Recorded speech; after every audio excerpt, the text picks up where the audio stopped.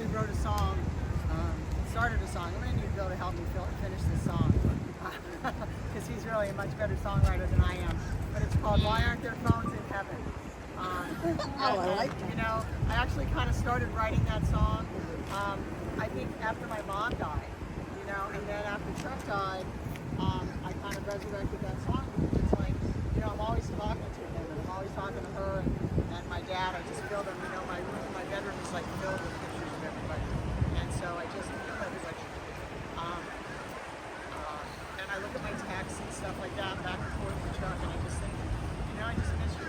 I talked to him like a week before he died, you know, and I'm just really grateful that we had such a good, close relationship, you know, because not everybody gets to have that with their siblings or their kids or whatever, and I'm so grateful that I have that with both. And almost 2 months ago, my ex-husband Russell died,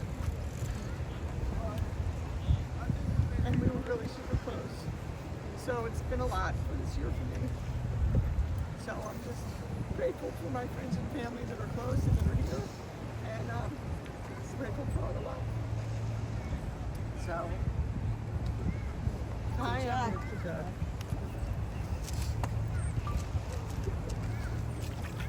Okay, Chuck. Somebody else? Oh, hi, Chuck.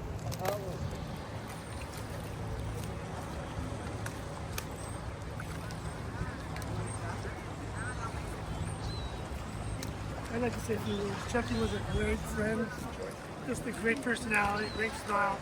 And one day we talked about paddle out. I just said, there's only one problem. What? You won't be there for mine.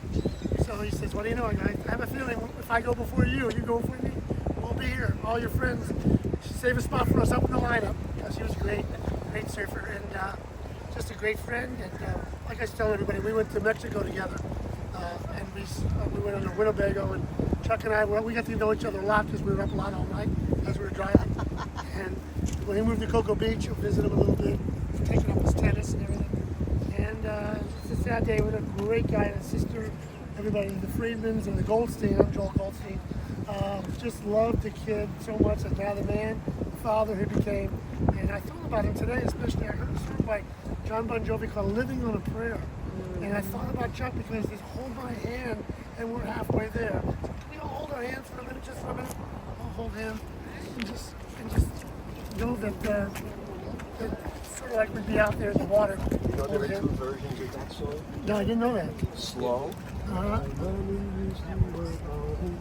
Right. Right. And then yes, two verses. And when I heard it, I thought, driving here, living on a prayer for Chucky is a perfect thing.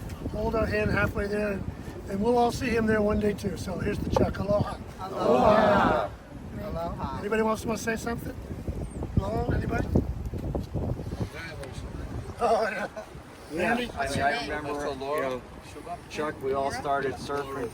We all started surfing here, you know, in our teens. You know, we went to North Miami High School, and we had like wonderful times. And you know, we used to get up early with Richard Carmel, and Richard was the only one that could drive because he was a little bit older than us, and he had his LTD, and we would go.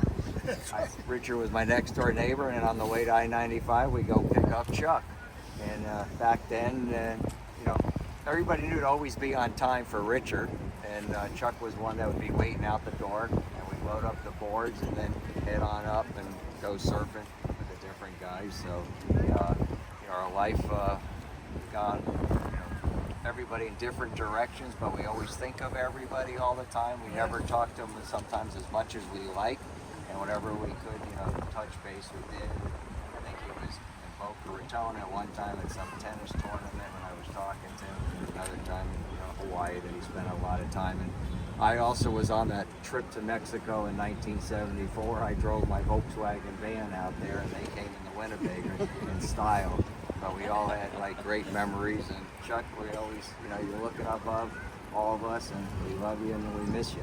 Yeah, Richard couldn't make it. He's living in Hawaii. He said, Joel, say a prayer. And I said, yeah.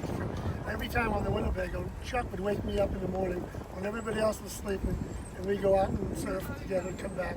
Another good buddy of his, TQ, who who lives up in Jacksonville. Of course, Glenn Greenwald, who's in some of the pictures. Some of the guys are scattered all over the United States, can't make it, like we're lucky enough to be here. But we're here to represent Chucky in a good way. That's just good. I have something. Yes. This is it's from I'll just read it and you'll probably figure it out. It's called Follow Your Bliss. If you do follow your bliss, you put yourself kind of on a kind of track that has been there all the while waiting for you, and the life you ought to be living is the one you are living. When you can see that, you begin to meet people who are in the field of your bliss and they open the doors for you. I say, follow your bliss and don't be afraid, and doors will open where you didn't know they were going to be. If you follow your bliss, doors will open for you that wouldn't have opened for anyone else. Joseph Campbell.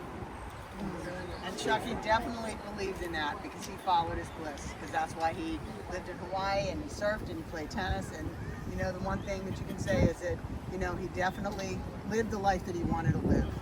You know, and that was really important. You know, he did what he loved. He loved being a doctor.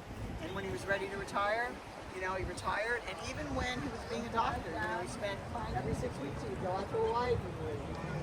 That was it. Laura's trying to keep it because it's really important to her. You know, and so, and everybody's scattered, but, you know, we just try to stay close.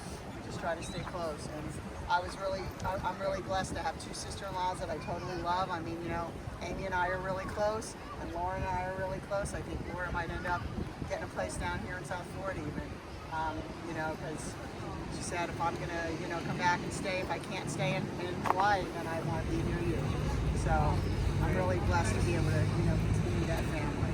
Yes, two paddle-outs, one in Kauai, where he loved, and here where his friends are in North Miami Beach. This was really important. You know, I mean, like normally, you know, in Judaism, you know, you do the headstone after a year, and because it was cremated, there's no headstone. And so all I could think of is the best way to honor him on that anniversary was to be able to be right here. It was like, you have to do it at Haulover, and this was like the perfect place. And, you know, I just think God just totally cooperated with this beautiful weather, and, you know, everything could be exactly how it needed to be. So. And his ashes in the water, Haulover, will be there for forever. That's a great place to remember. Yes, absolutely. So please all stay and, you know, make sure you write in the memory book and share a memory. I really want to have those memories, you know. So please do that, and, you know, make sure you have some fruit and some bagels, and I don't want to take anything home, so please. Thank you. Thank you. Thank you. Chuck.